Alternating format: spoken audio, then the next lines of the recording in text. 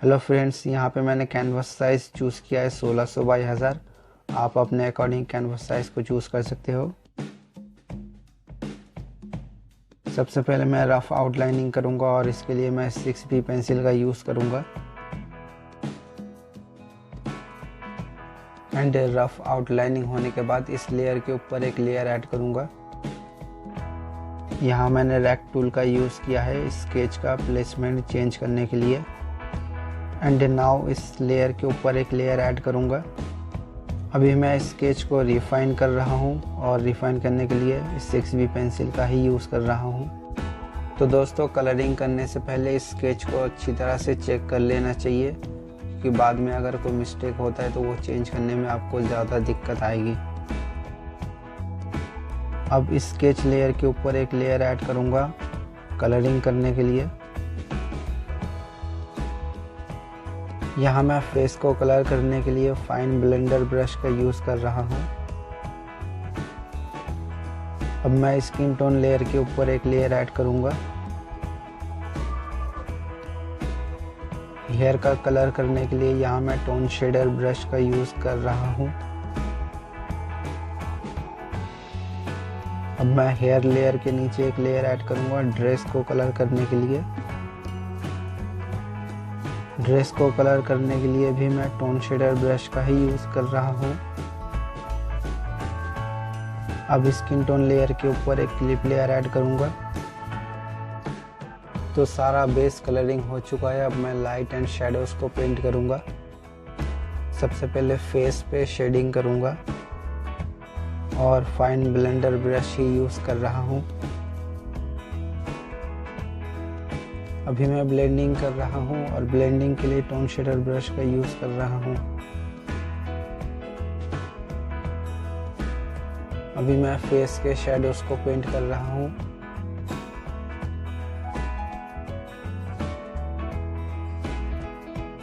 और इसी लेयर पे मैं आई शेडोज को भी पेंट करूँगा।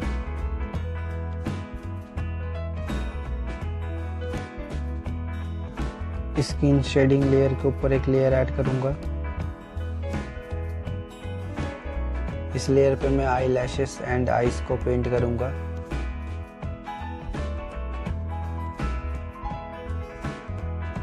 एंड यहाँ पे मैं टोन शेडर ब्रश का यूज़ कर रहा हूँ।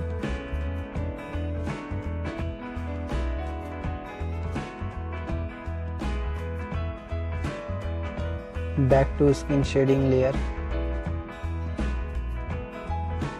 यहाँ मैं आई बॉल्स को पेंट कर रहा हूँ।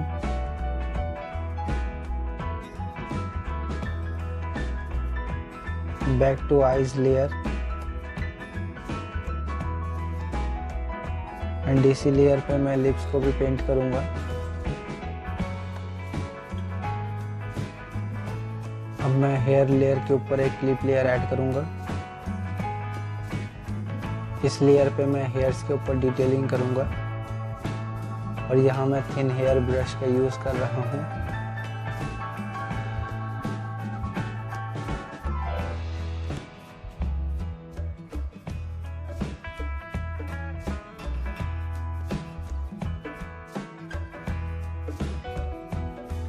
यहाँ मैं ड्रेस लेयर के ऊपर एक क्लिप लेयर ऐड करूँगा।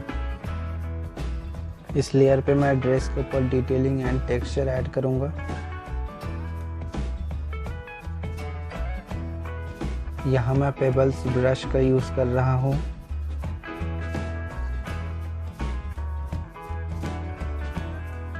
एंड यहाँ मैं डायनामाइट ब्रश का यूज़ कर रहा हूँ।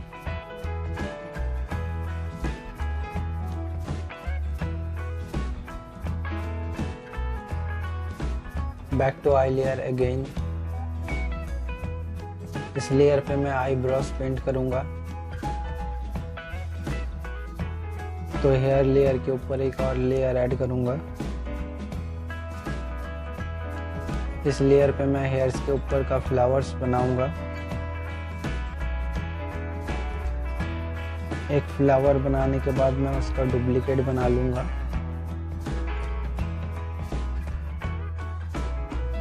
इस तरह से मैं बाकी के फ्लावर्स को ऐड करूँगा।